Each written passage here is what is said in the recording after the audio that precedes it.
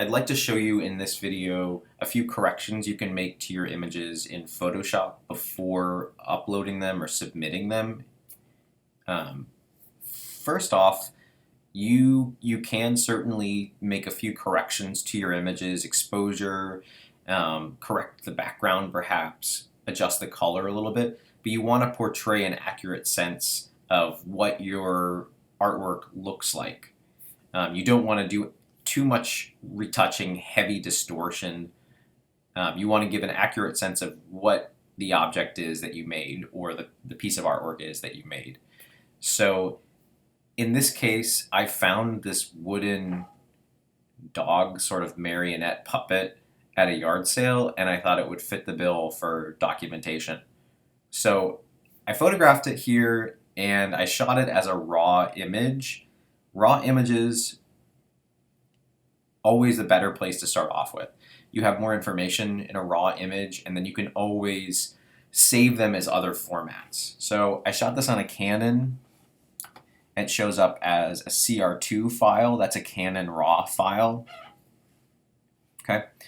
When you click on a RAW file, it'll bring you into this menu. If you want to open it in Photoshop, it brings you into this Camera Raw menu first. You can change a few things to the exposure. You can make a few corrections here. I tend to prefer to do most of that in Photoshop. I wanted to show you my workflow today when I'm shooting digitally. What are the corrections I like to do, and what would be acceptable for correcting images that you submit in a portfolio. So here's our basic image. When I try and open it in Photoshop, it takes me to Camera Raw first. I tend to not do a lot with exposure, lighting, contrast in Camera Raw. I prefer to do that in Photoshop. I'd like to have as much information as possible in this initial file in Camera Raw and then bring it into Photoshop to do my corrections. You can see here we have our histograms showing our tones and our levels here in the image, and when you move the sliders around, they shift and adjust, showing whether there's more info in the highlights or in the shadow areas. You can also do some quick changes to the tint, the color temperature, adjust the white balance. Okay. Again, I'm going to save some of these corrections until I get into Photoshop. So we'll just pull our image into Photoshop. We moved it from Camera Raw, opened it up into Photoshop, and the interface is a little bit different. Here we'll have our different layers where we'll make our corrections. It's important when you're bringing an image into Photoshop, you want it to look as close to an accurate depiction of the object you made, the art object you made. So we don't want to do any heavy distortions or alter anything radically when we're documenting our work. So there are a few things that we can do though. I brought it in here, and again, I want to start with adjusting the exposure. For me, I like to do levels and curves to adjust the exposure. Okay, so I opened it up here. I have a levels layer. This is showing us the information in the shadows and the information in the highlights. Right now, the image looks a little flat. I could work with some of this information, bring in the highlights a little bit. And if you toggle the switch, you can kind of see the adjustments you're making. I like to do a combination of this levels, correction, and curves. Curves is nice because it shows you all of your tones, all of your information, and you can adjust specific areas like open up the shadows or darken in some of the highlights. So if you kind of take this bar here going across, grab it from the center, you can brighten up or darken the whole image. So that's a universal correction. It's making a correction to the full image. If you create an S curve, so if you make a point, one in the middle, click and make a point one block below and one above, then we can make more nuanced corrections. Like right now, I'm just working with some of the shadow depth here. And above it here, we can just work on the highlights. That's going to be a little bit more subtle than if you just kind of made a point from the center and grabbed it and adjusted overall. So again, this is curves that I'm working in. Turn that off and on. And we can start to see it's looking a bit more dynamic. I'm getting a sense of more depth and space in the image. With levels, in general, you don't want to clip or bring these sliders anywhere that would cut off some of this information, and we can see these white tones or this information throughout. If I were to bring this slider in, I'd be losing a lot of information in the darker areas. I could bring this slider in all the way here, but it starts to get blown out, so I want to preserve some of those tones. So I'm not going to go all the way with the highlights here. Okay. Toggle off and on and see what these corrections look like. Another correction that you can do, it's pretty simple. You can do color balance. So right here. Again, when we make these corrections, it's applying to the full image. You can go in and make a layer mask and tailor it to just a specific area. But so if I say I want to cool the image down, there's too much yellow, we can bring it to this side of the slider. What's nice about color balance is you can adjust and correct the colors in the shadows, the midtones, and the highlights. So if I thought the highlights maybe were a little cool, then I could just take the highlights and warm them up, move them into that complement into yellow. If I wanted to make a color correction or a correction to a specific area in the image, then you'd work with your layer mask. That's an extra step. I can show you pretty quickly just how to make a fast layer mask. So you have a built-in layer mask with each of these correction layers. I'm gonna open up another file, let's say for hue and saturation. And again, this is targeting the colors here. This is how intense the colors are. If I perhaps wanted to just desaturate the colors in this wooden dog sculpture, then I would make a mask just of this dog. Right now, the mask on this layer is white, and so the corrections that I make, any of these adjustments will apply to everything in the picture. If I change the mask, so I'm going to invert it, I choose Command or Apple I, and it turns the mask black. And so right now, everything is sort of passing through, and only the areas that I paint white will get the corrections. So, okay, so I've inverted it, that's Apple I. Now I'll go and find paintbrush here, paintbrush tool, and right now it's set to white and black. If I hit the X key, I can toggle between the X key and the keyboard. So right now I want to paint in just the area that I want to affect. And you're not going to see anything right away on the screen, but I'm just kind of selecting this area with the dog. start to see it down here in this mask. Zoom in a little bit, and we'll just kind of paint this area with the dog. So just painting in the area that I want to correct. So in this case, the color is pretty bold, pretty yellow. I want to desaturate it a little bit. Okay.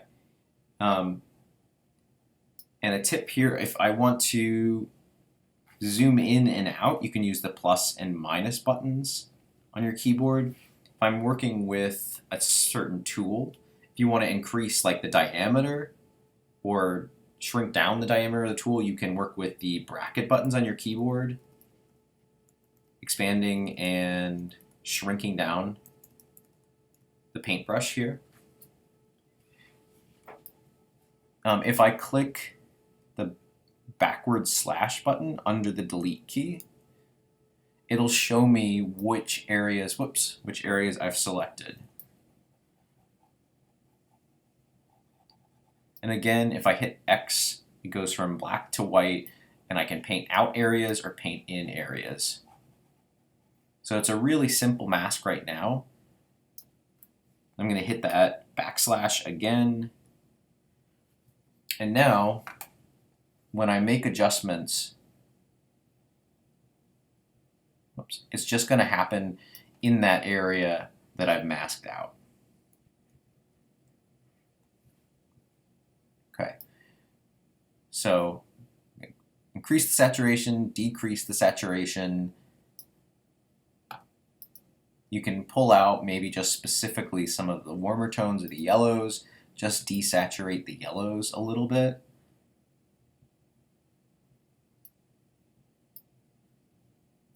There's a lot of contrast here because the background was so kind of clean, so neutral, filming it or shooting it in the critique room. So we are going to have a lot of contrast between the object on display and the surrounding area. Okay, toggle that on and off and you can see it does make quite a difference. It looks a little bit more natural. It looks like a more natural color for this wooden dog. So these are a few corrections you can do: levels, curves, hue and saturation, color balance, a few sort of basic corrections that you can do that will help get your image back to the way that you saw it. Some corrections in terms of cleaning up the image, as long as you don't distract or as long as you don't really alter the art object you've made fundamentally. So it's good for cleaning up the background. You can do clone stamp, you can do patch tool. I typically, when I'm working in clone stamp or in patch tool, I'll make a duplicate layer of the background. So let's go, I'm in the paintbrush tool from the last tip I was showing you guys. We'll go back over here. Let's do layer, duplicate, and I've highlighted the background layer. So make a copy here.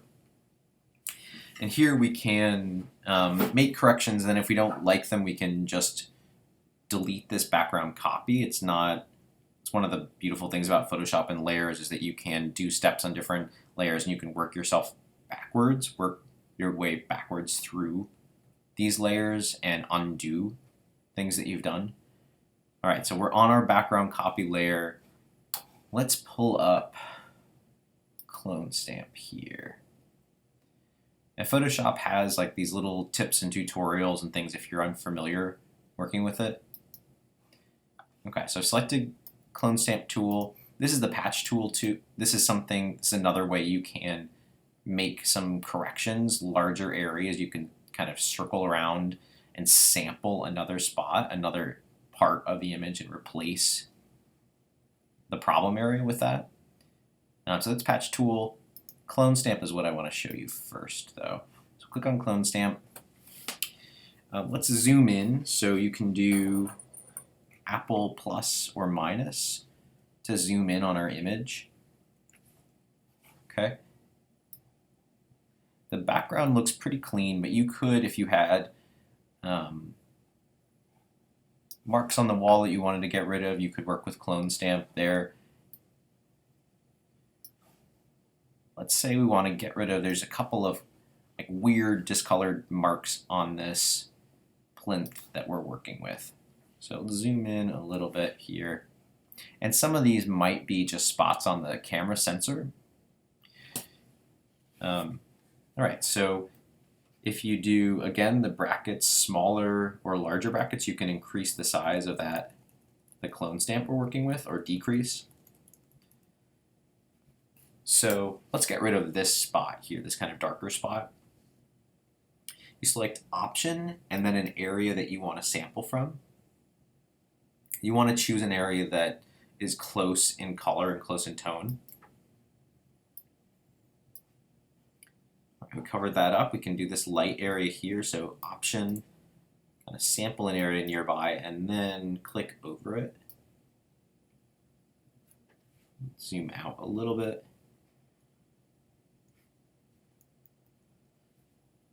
And it might be hard to see, but if we click on and off this layer, you can start to see some of those adjustments we're making. Okay.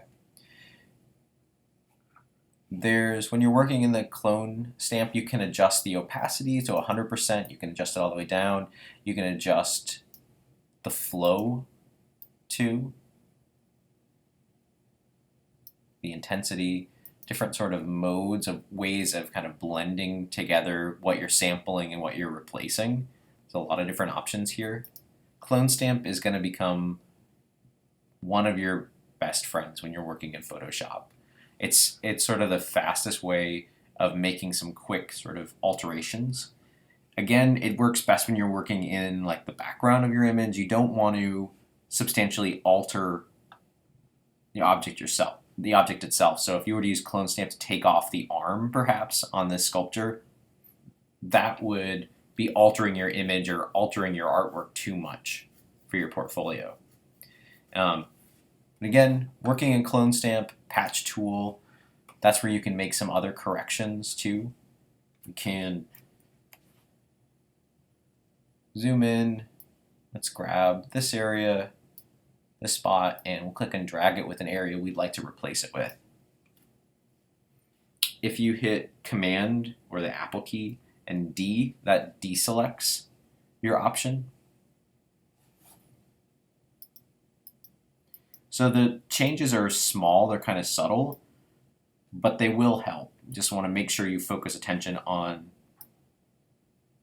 there we go, on this dog sculpture on your artwork itself. I have a different image. This is an installation shot from a video projection from a student of mine named Sydney Evertsen. So I thought this piece turned out pretty well, and in this image we're projecting her video on this sort of curtain of clear tarp. And so the first surface, the tarp, is able to pick up more detail, and then the light kind of passes through and is kind of dispersed in the background here. I wanted to use this, pull this image in, try a different image to demonstrate cropping. So I've already gone through, I've done a level of curves and kind of a quick levels layer here. When it comes to cropping, and here's our tool right here to the left, you can crop it in different presets or ratios. This is width and height resolution. So if you know you wanted your image to be 11 by 17 or something like that, you could enter that in and crop it to those dimensions. These are 1:1, 4:5 set ratios. So if you wanted a square ratio, 1:1, you could select that and it would make it perfectly a square. For what I'm doing right now, I don't necessarily need a set ratio. I thought maybe we could try and crop out some of the background here. Let's see what it looks like. So again, I'm not concerned with it being a specific ratio. I just kind of want to remove there's something of like an awkward angle in the back. So crop that out, and then this gives you the option of undoing it, kind of taking you back a step, canceling it out completely, or agreeing to this crop you're going to make. So let's try agreeing to it. Okay. So now I've cropped out that sort of weird angle wall here on the side. If we go backwards in our history, you can kind of step backwards and see the changes you've made. I feel like this helps just bring you in a little bit more, brings your eye into this piece a little better than if we had some unnecessary surfaces off to the side. Now I've returned to our dog image, and I want to size it and save the file. As a good sort of general rule to follow, it's good to have a master file where you have this larger file with all the different layers. I tend to save that as a TIFF, that sort of larger file, and then the smaller saved resized image I'll make a separate file as a JPEG. JPEG is a compressed file. It doesn't have as much information, but it's easier to email, it's easier to upload it to a website than a larger TIFF or a PSD file. Okay, so first things first, I want to save this master file as a TIFF. So we'll do File, Save. At this point, you can do Save or Save As because it's the first time we're saving it. I'm going to save it to my computer, and we'll give it a name that I can recognize. So I might do Yellow Dog Master or Master File. It's going to save it as a PSD. You can save it as a PSD or master file. I like to do TIFF. It still allows you to have those layers, but you could open it in a different program. With PSD, it only opens in Photoshop. So we'll save it to this folder, my desktop. Okay, letting me know it's going to be a larger file because it has the layers, and that's fine for what we're doing here. Okay. Now, when I want to make a smaller file, resize it, I've already saved it as my master file. Now we can resize it and then save it as a separate file. It's going to be smaller. The layers are going to be flattened. To flatten the layers, go to Layer, Flatten Image. And if you're not sure what that means, it's just like condensing all the different correction layers into one file. When you save it as something else, you won't be able to open up those files anymore, and that's why, or we won't be able to open up those layers anymore, and that's why we previously saved a master file. So when we flatten the image, you want to make sure it's looking pretty good. You won't be able to kind of go back in and rework those layers that you had previously created unless you go to the master file. Okay. You can check your color space too. These options: color settings, assign profile, and convert to profile. Typically, when you're working with an image on the web, this is a good color space to be in, and this is just telling the computer to read the colors in a certain way. Working RGB, or red, green, and blue, is sRGB. That altered it a little bit. It started off as Adobe RGB 1998, which is typically a color space that works well with printing. Do edit, assign profile. Make sure we're working with this sRGB. Color profiles, it gets more advanced. This is just like a really basic overview.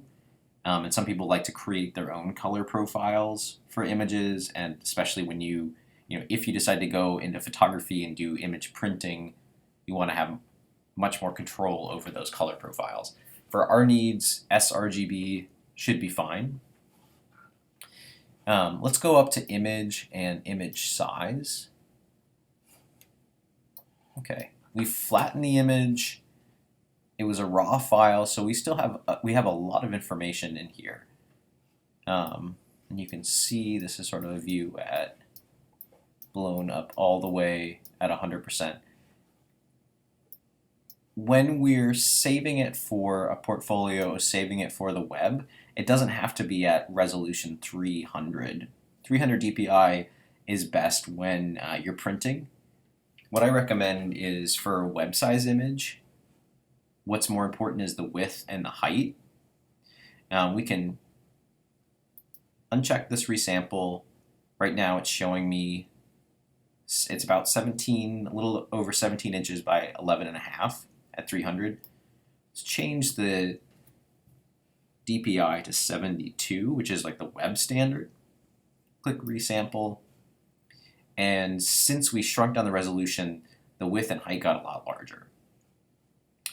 I like to go over from inches to pixels, and we're trying to resize this, downsize this so it's easy to upload but still looks pretty good when you open up the file.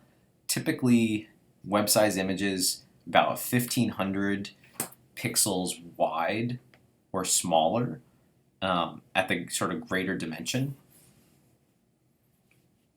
So I can enter in, since I'm going down, I can just enter in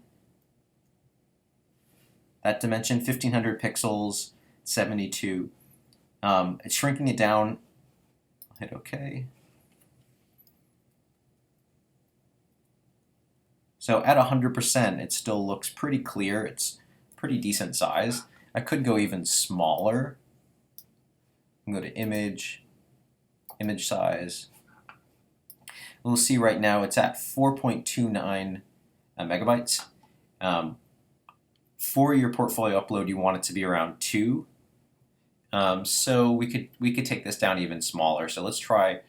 We're at 1500 pixels. Let's see what happens if we go to 1000.